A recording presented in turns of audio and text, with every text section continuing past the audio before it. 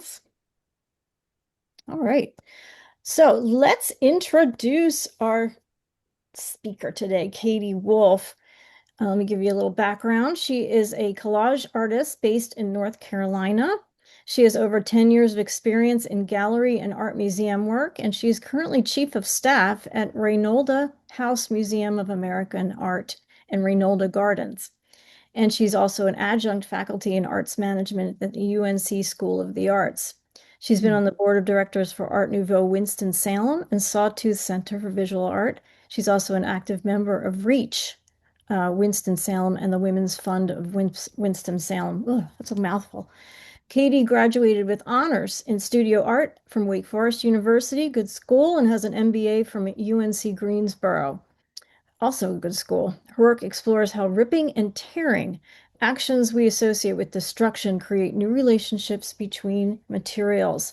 Her talk today is entitled Material and Memory, a Collage Practice. Let's welcome Katie.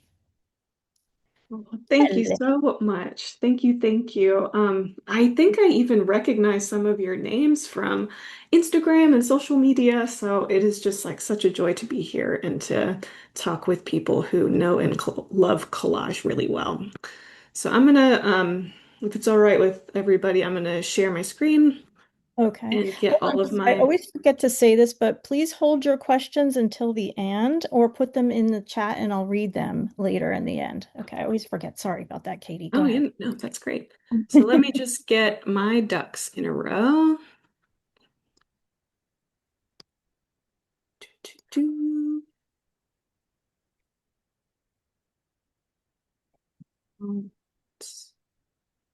Everyone can see and hear and all the good things on Zoom? Okay, wonderful. Thank you. So thanks again, everybody, for being here and for taking time to consider my work and my practice. I also really want to thank Lorraine, who's been really kind and generous throughout this whole process and preparing for this talk. So I just really appreciate the support and the advocacy for this medium that I love so much.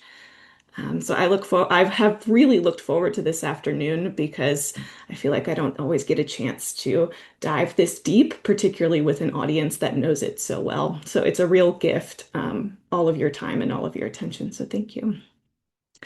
When people ask me to talk about my work, it's always hard for me to nail down exactly like where to start. Maybe you all feel the same way. Where to begin? Perhaps at the very beginning. I was lucky to grow up in a family that really encouraged the arts. My dad loved music. He was a professional trumpet player in his youth, and my mom studied art history and is an incredible clothing maker. So I grew up in clothes handmade by her and other women in my family. You can thank her for this ensemble here.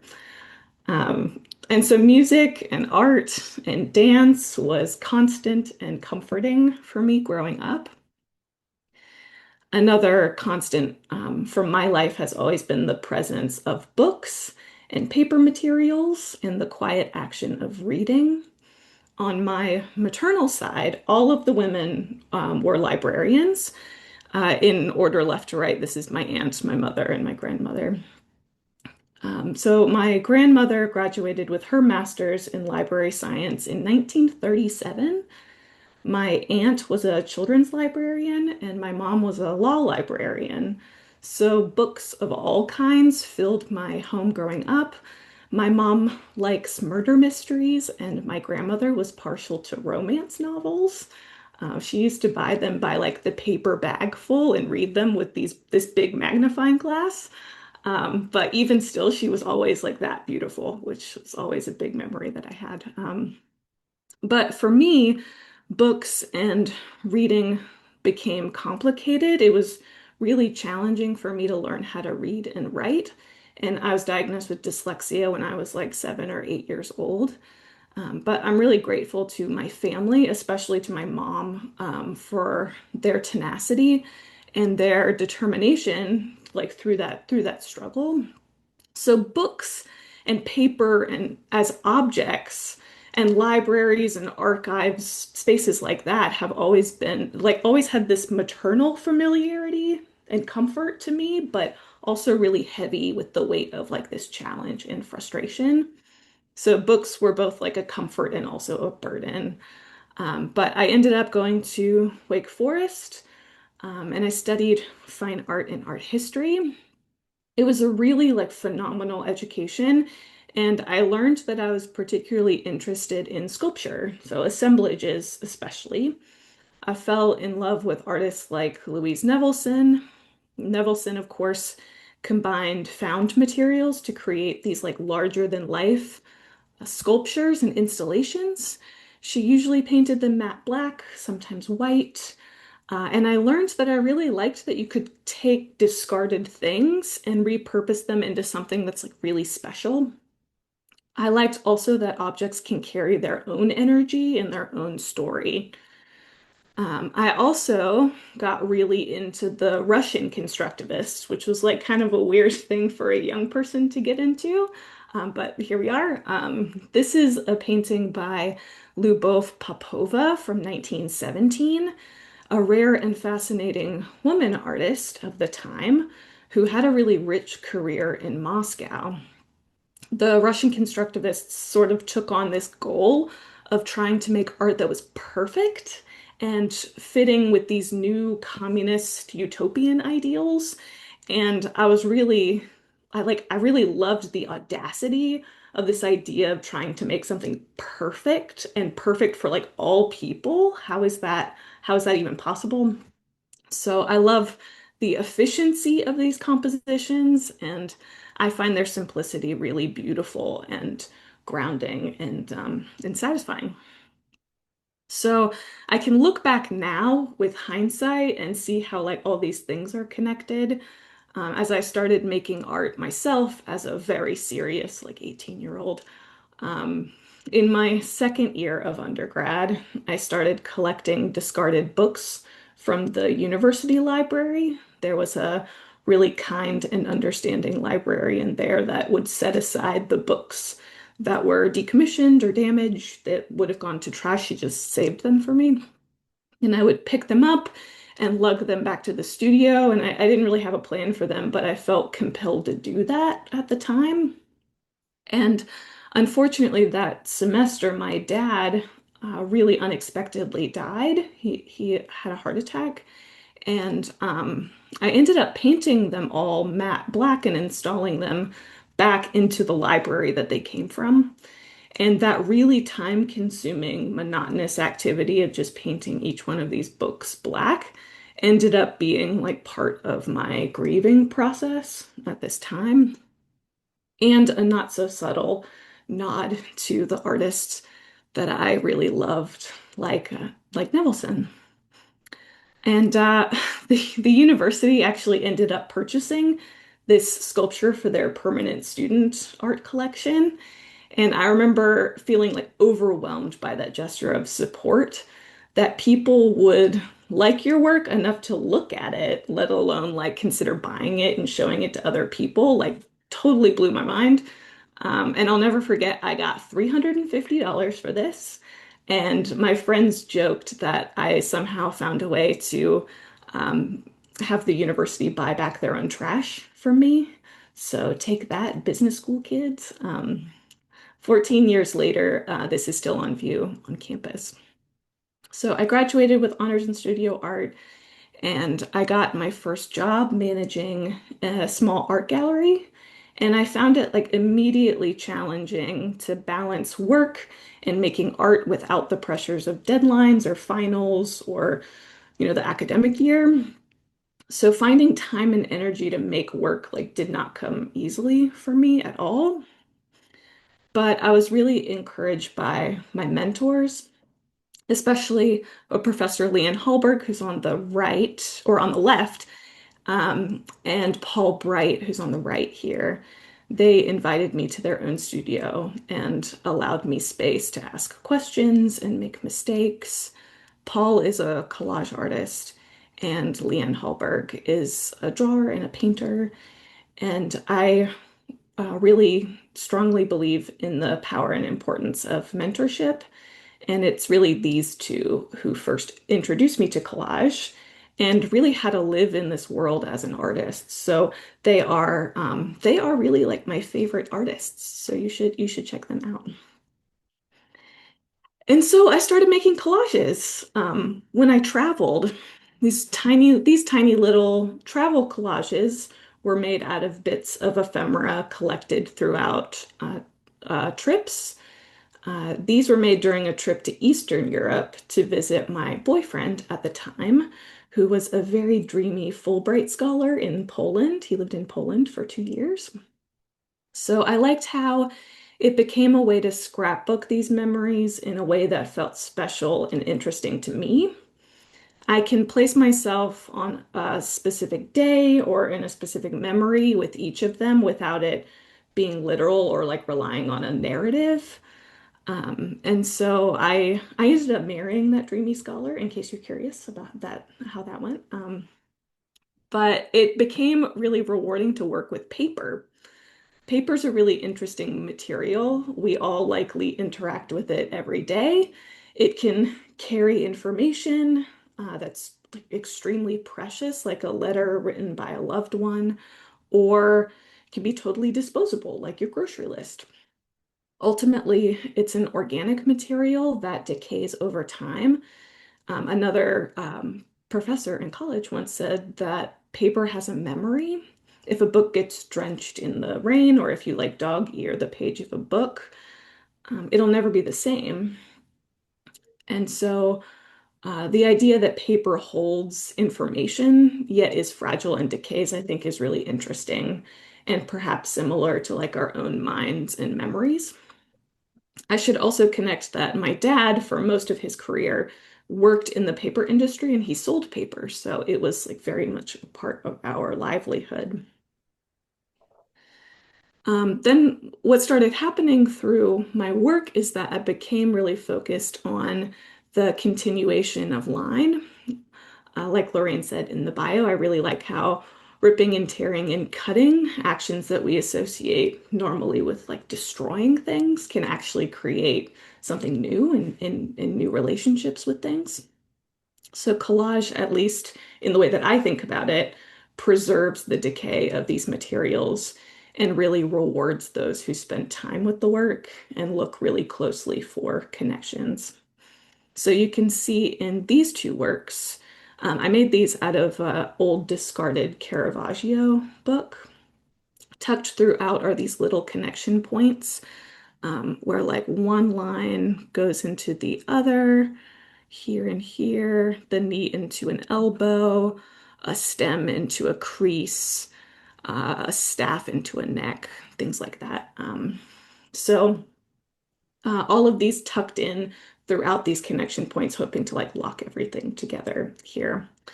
So the more that I made and the more that I showed people, the more creative momentum I seemed to find. And I found a time of really beautiful energy around this. And I think that people that love me and that know me well could see that this was really adding joy into my life and was really important to me. So I started experimenting with other materials, archival materials especially. I have a huge collection of old family slides taken and organized by my great-grandfathers, my dad's mom's dad. His name was Eli Thompson. And so, you know, there was like one carousel of slides that we might look at once a year over Thanksgiving all together, but there were boxes and boxes and boxes of all of these slides. And so I was just like became fascinated with them and with him as a photographer. So I just like I love slides as objects. They're these little portals that can project endlessly with this warm, bright light, all holding these like incredible images and memories from the past, but it's still like a physical object. They're like totally magical. And even like the sound of the carousel and the light and like the warmth that it radiates and sort of the wind and it makes it like the whole atmosphere of them is just like so incredible. So my great grandfather Eli, he died like long before I was born. I never knew him, but his handwriting is still pressed onto these slide frames. And in some cases, I like found his fingerprints on the film itself. So I really got to I got to know this person through this collection. And the notations that he made like no sense to me. You can see here, it's like, I assume this is like maybe Fort Lauderdale, Florida, from 1963, but I'm not entirely sure what these notations mean. I found it really interesting and baffling that we can all spend so much time and effort organizing our own memories and histories in this way, like for who and why. So I started constructing these collages inside of his frames, still with the continuation of line that I hope like locks everything together. And as I started showing people these collages, it felt like everybody has an old box of slides in the back of their closet, and their own stories to tell. So these started getting attention online and through social media, and I started getting some really great features in art magazines and journals and other publications and things like that. So in the spring of 2024, I applied for and was awarded my first artist in residency with my city's public library system, which is like so exciting. And then, like, the very next week, I learned some other exciting news, which was that after about a 3-year battle, my husband, who is that dreamy scholar, if you're following the love story of this, um, my husband and I found out that we were going to have a baby. And I had had a lot of trouble getting pregnant and staying pregnant. And it was a really like, deeply challenging process that took almost 3 years. So I had had a lot of time to think about, what being a mother might look like and what that dream might be. But now suddenly I have this residency show to prepare for, and I had to figure out how I was going to make work through the fatigue and the brain fog and the nausea and the hunger of being pregnant. And I had never been like so happy to be so sick and so tired. But again, I had to struggle to find like where this energy for making it was going to come from. So in preparing for this residency show, I started to think about my own materials, especially my family photographs. In a similar way to that slide collection from Eli, I had accumulated a lot of other like old family photos in an effort to scan them and digitize them, and save them. Again, for who and why, I don't really know. I've just felt drawn to do that. But I think a lot of people do, to save these materials. I think a lot of people have an urge to do that. So I pulled these photos out of storage and I started flipping through and thinking about all of these people who made me and the person that I was now making. And I'm really privileged to have a lot of these old photos of my family. And I was especially drawn to photos from like the late 1800s through the 1940s or so. So these tone colors and like the smell and the texture of the paper is all really, really beautiful. And I started wondering like who took these photos? Who staged them? Who processed the film? Who printed them? Who wrote all of these notes on the back? And what did they even decide to write? How were they arranged or framed? Who decided to keep them? And how did they end up here in my hallway closet? Ultimately, each of these individual choices creates a specific narrative, right? But what we choose to save and share says something about what we want people to remember. And I think what like museums and libraries and archives, I work in an art museum, so I think about this a lot. What we choose to save institutionally and personally, I think, what you choose to save is a very specific chosen narrative. And like why do people make the choices that they do? So I started taking scans of the original photographs. I didn't destroy the original photographs, but I took high quality scans. And I started working with these images again, finding connections with this continuation of the line through the images. So here you can see the legs of my maternal grandmother, Mary Ella Johnson Suter, and my paternal great-grandfather, Henry William Wolfe. They never met. They're born on totally opposite ends of the country and they lived very different lives, but they are bound together now within the structure of my DNA. And I wondered as I was making these if anybody else would find them at all interesting or beautiful. I mean, they're so personal to me. Like I remember my grandmother's face, who's here, and all of these soft backgrounds of my favorite portraits. So, um, at this point, at around like 18 weeks of my pregnancy, I went in for the anatomy scan and I saw for the first time my baby's body in utero, like moving and stretching up on this really big screen.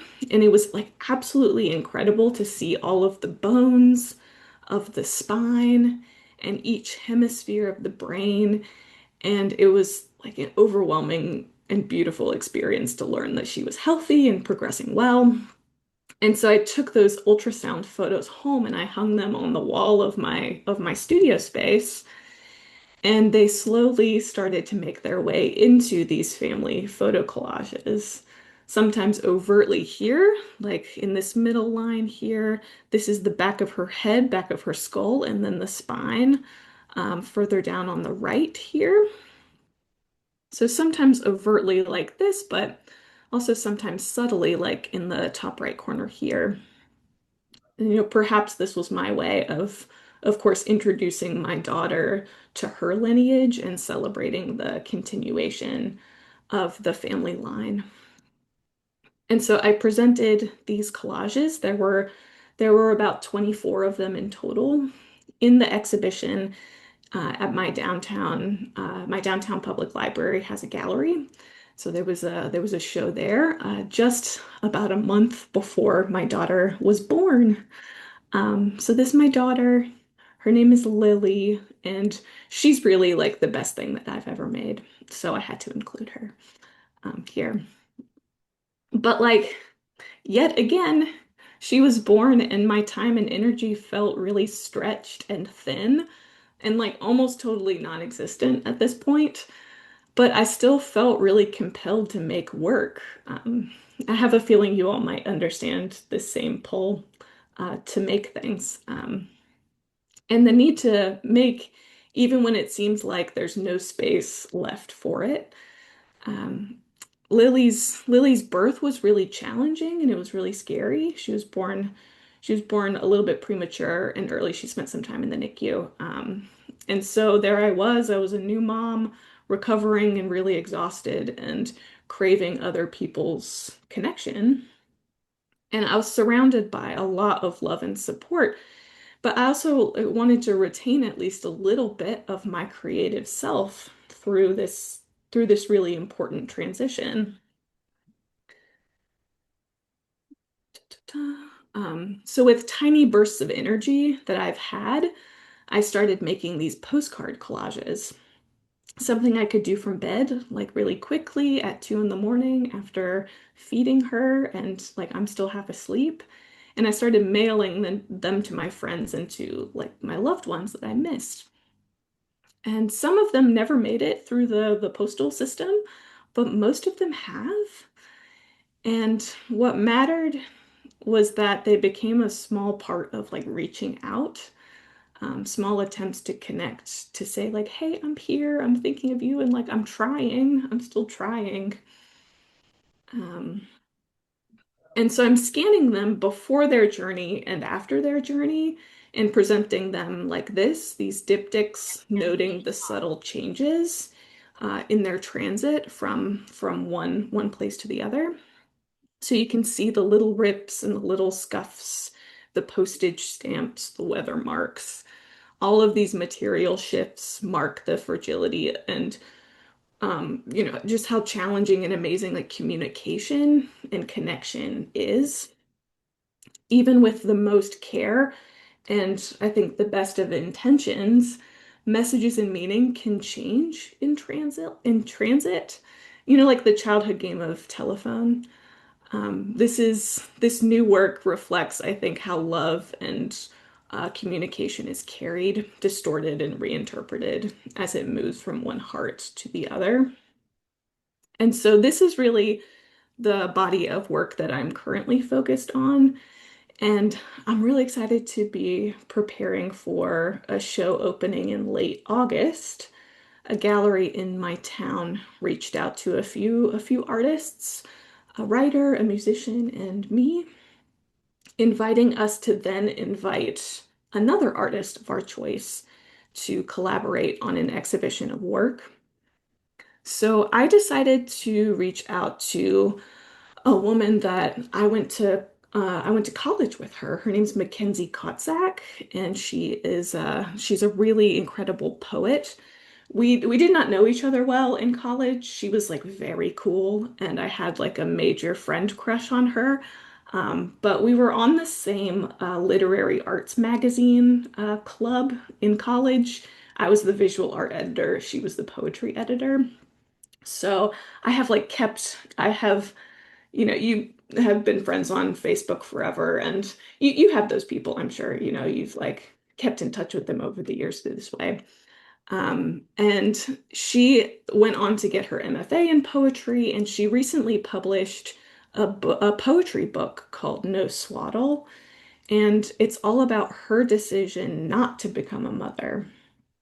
And I read it, and I I loved it, and I highly recommend it. It won the Iowa Poetry Prize and the New York Public Library Best New Poetry Book. So she's like totally killing it and knocking it out of the park.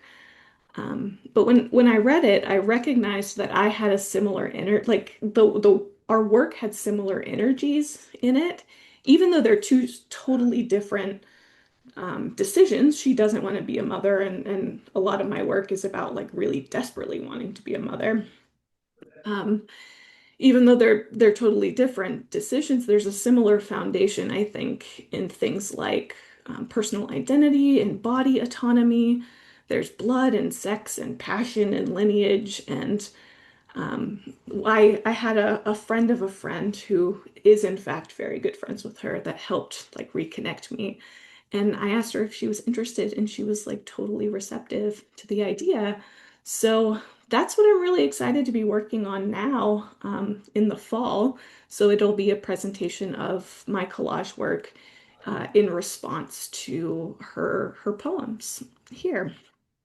So I can't really imagine my future without collage to help make sense of it all. And it's an absolute like total joy to get the time to talk to you about it, and to consider like where I've been and where I want to go. So I want to thank you all so much for your time considering it, and I'm happy to answer any questions. I'll stop share so I can see all of the faces, but I'm happy to talk about anything in more depth or if you have specific questions about things. But thank you so much. Thank you. Who has questions? I see one in the chat that I will read out right now. Sean asks, are your travel collages in a sketchbook? They were originally in a sketchbook. So I took a little journal with me. It was like yay big. Took a little journal with me on my trip, and instead of like writing, I just ended up making, just sort of collecting little materials throughout the day, and then each day at night, I would make like a single collage out of the day's stuff. So it was like a little picture of all of those things. And I ended up showing them at an exhibition a little bit later. So I did actually cut them out of the book. And then I had them in a single row hang. So that's how they are now. But sometimes I wonder if I should have just kept them all together, you know? I was wondering Um, if you took them out. That's sort of what I'm tempted to do when I put things in notebooks, because yeah. then I don't even get to see them sometimes. So, Yeah. Yeah. The book is the keeping them in books. is really interesting because it turns into, for me at least, it turns into one object. And Mm-hmm. that thing is like so weighty with all of the things.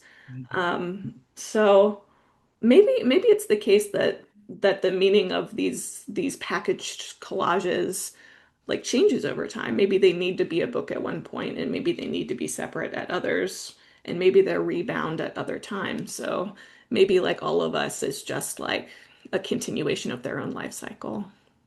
Mm-hmm. Mm-hmm. Tammy still hasn't responded to you, huh, James? Um, Um, I I don't who's talking? Okay. So we have a question, another question in the chat. What are the sizes of your works and what substrates do you use aside from postcards? Um, so the sizes, I typically work pretty small. So obviously, like you all know how big a slide is. They're super duper teeny, teeny little micro collages. Um, but others have been, it's interesting that you asked that because that's something I'm struggling with at this particular moment is working with scale. So Mhm. typically I'm really comfortable working small and sort of like paper size, book size, desk size. But where my mentors are pushing me and where I'm pushing myself is thinking about like going a lot larger. So if anybody has any tips, I'd love to hear it. And any support for that. Yeah. Just go big. Just go Uh, big. just go big, just do it. Yeah. I mean, I think it gradually happens. That's what happened with me. It just it comes to a place where you're like, I absolutely can't say what I need to say in this limited space. And and I know that sounds very vague because it kind of is, but that's just how it happened with me. And I was just kind of like, oh, I just need to make bigger work. And then I did it.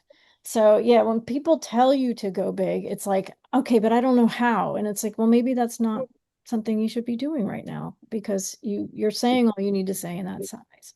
But if you're feeling it, just kind of do it and see what Okay. happens. It Okay. either will happen or you'll be like, I can't do this. It's Okay. just not happening, you know. That's Thank what you. anyway. And that's what I tell people who ask that question. Thank Ka- you. Katie, I can kind of agree with you. My composition is really strong when I'm working small, and I have a terrible time working large. And I find then if I work large, I find small pieces inside that I need to separate out from my big work because the composition just isn't there for me when I work large. Except in photography, I do a lot of digital work, and there no problem. I have no problem with it. But when it comes to hands-on analog collage or any kind of analog art, I just I blow it when I go large. So I guess I'm not ready yet. I have to Well, Just figure it not out. ready, Carol. thank I you. wonder, when you're traveling, what kind of glue do you take with you? Ooh, you're asking like all of these are only questions that other collage artists would ask. So I appreciate that. How nerdy do you want me to be about glue? But there's nothing there's nothing better than just like an Elmer's glue stick, it works so great. So when I travel, I always carry like an Elmer's glue stick and then PVA glue. So PVA glue if something is like nearing completion, but there's something about like a glue stick that it's just the best. So I have um all different kinds of here's like some matte medium that I have and love. Uh but yeah, I just like always tend to go back to that stuff. It works so great. I mean, obviously acid free and all the things that you know, but particularly for traveling, I have like a little collage pack that has a little cutting mat and X-Acto knife and a glue stick, so I am like ready to go at all times. You're ready for class. Yeah, I use Yes. this thing. I have my favorite scissors I carry Oh yeah. too. Um, Toby, was that your question? I'm sorry. I Yes, saw thank you. you. Okay, okay, Yes. sorry. So Thanks, so Toby. Quaylen in the chat has asked, could you please talk about your diptych process in a little more detail? How do the pieces differ? Oh, the postcards. Mhm. Yeah, so this is like brand new work. So I am still like very much thinking about it and considering it.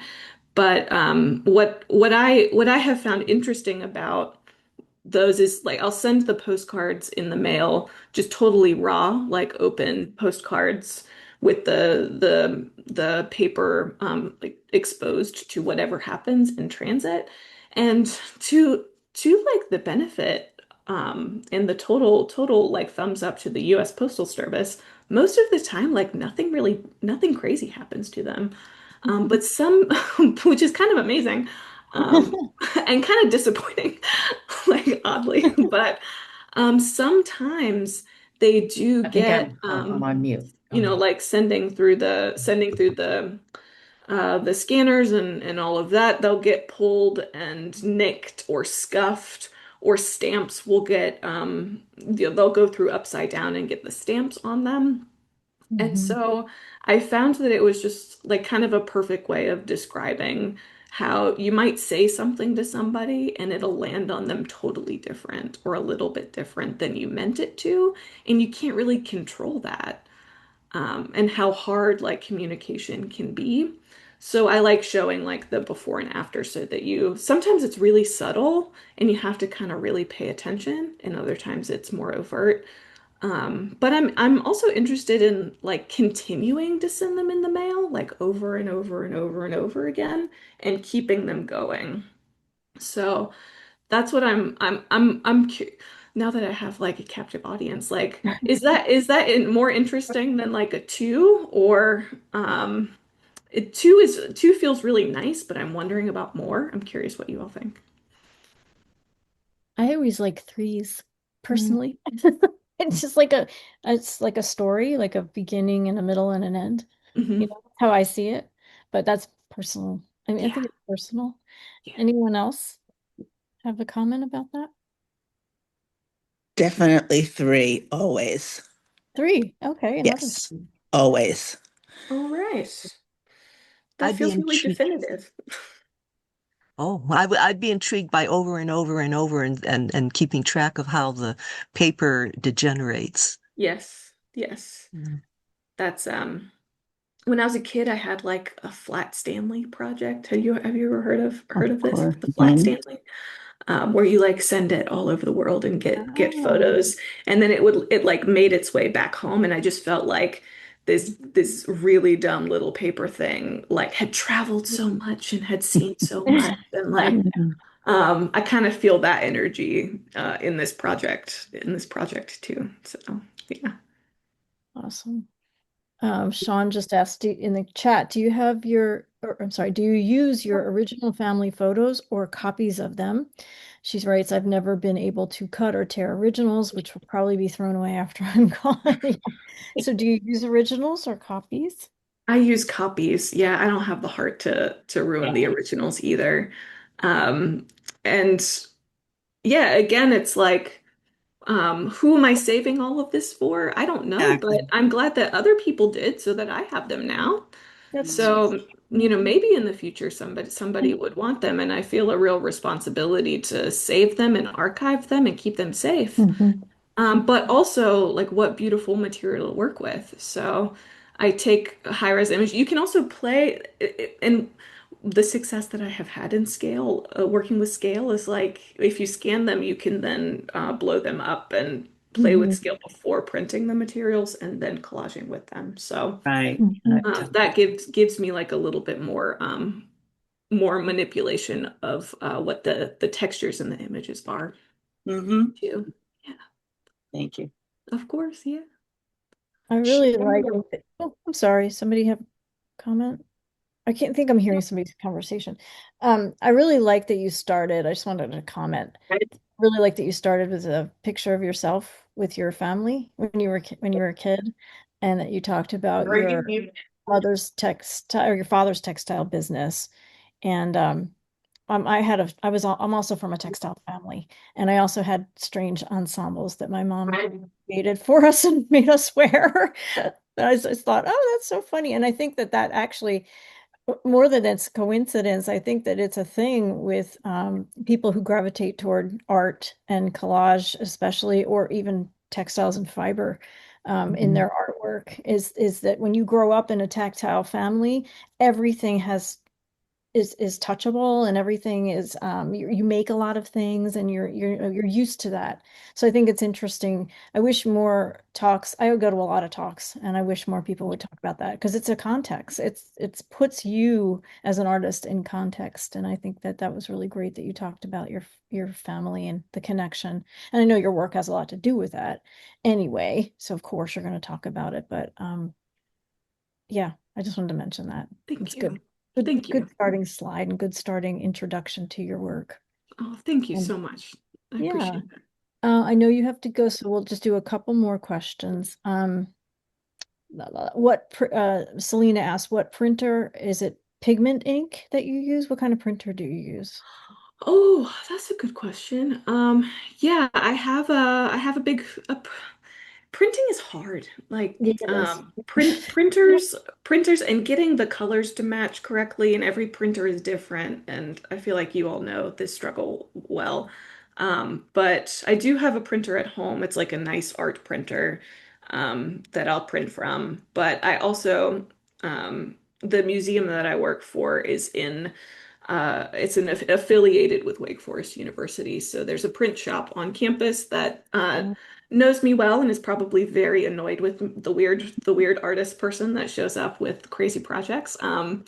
But they know what kind of I've worked with them on the kinds of paper and the kinds of printers and things like that too. So like being able to have a good relationship with a print shop, even if it's just like a Kinko's or like a FedEx printing, has been super duper helpful.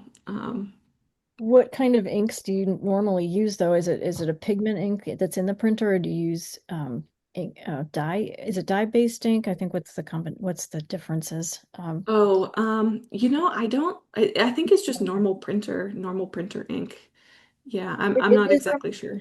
it's difficult because there's so many. Yeah. Tom asked, what is your composition process like? Do you work quickly or spend time deliberating? Oh, it's a good question. I work super quickly. Typically, like things come together really fast or not at all. In my experience, my mentor Paul, who I was telling you about earlier, he works really big and over a really long time. So he'll compose things and sit with them, and it will change and morph over months and months and months. But for me, like that just feels really, that just it doesn't work. And you're nodding, so I think you agree with me. It's like either it goes and it Mhm. comes together really, really quickly. I'm talking like maybe a couple of hours. And I think because I'm working small, that's helpful too. And then going and like the more time I spend and the more I fight it, the more it just like doesn't really work. So that's been my experience too. So thanks for the question. I get a pain in my chest when it's not working. I can't breathe right, so I just put it away Yeah. unless and then then I work on something that is working, then the pain goes away. Um, Esther asked, how much time do you work a day? What was your student Oh gosh. with a young baby? Yeah. Yeah, she's almost 18 months old, so we're sleeping through the night and we're getting there, which is great. But yeah, I have a full-time job and I teach adjunct in the evening too. So, but I try I mean, it's hard to say like from X to X on Monday, Wednesday, Friday. But if I can get, I usually work really quickly, really late at night. I'm a night owl. Um, Usually just to wind down the day and like get all the thoughts out. So usually like I'll at least be thinking about something or flipping through and looking at things for I'd say like 45 minutes to an hour at nighttime. I don't know if like I could call that like making, but it's part of it, right? It's part of the process. So it's an important part of the end of my day. I hope that But answers that question. I'm glad you mentioned that because, 45 minutes to an hour, some people, I work with a lot of people, I mentor a lot of people, a lot of artists, and a lot of people think that you have to be in the studio 8 hours a day or just forget it, and it's like, no, 45 minutes to an hour to wind down the day and just look through things is perfect because you can do things a little at a time. And a lot of people don't have a lot of time. They're working full-time jobs. A lot of people that I mentor have full-time jobs and they think if they don't have this big chunk of time that it's not worth it. And you just proved my point. It absolutely is. So thank you for that. And thank you for making the time for your own work because it's worth it. It really is. Um, great. Well, does anyone else have any questions for Katie? She has to go at exactly at 3, has something happening. So, well, thank you so much for being here, and you, Katie, and everyone else who's come, and for all the great questions and good conversation. Really appreciate it.